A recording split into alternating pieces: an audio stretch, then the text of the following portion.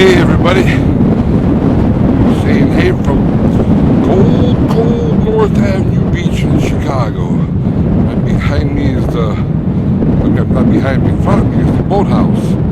I'll show it to you. There it is, the North Avenue Beach boathouse. One wonderful windy Lake Michigan today. It's 23 degrees out here. I'm sure a lot colder with the wind blowing. The wind chill factor below 23, I'm sure. And I just walked about a mile and a quarter to get here, and now another mile and a quarter to get back. The lovely Michigan, North Avenue Beach in Chicago. It's a cold one. Definitely Jack Frost nipping at the nose. Ah, that sun. Give me some of that sun.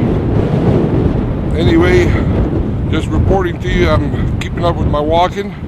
Although I didn't walk for 2 days, and I said, that's it, no matter what, today I gotta walk. And it's cold, but I got warmed up.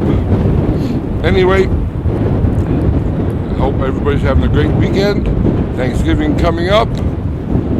Happy Gobble Gobble Day to everybody. Make sure you share what you have. What little you have, even that you should share. And be good to one another. And as always, peace to the world.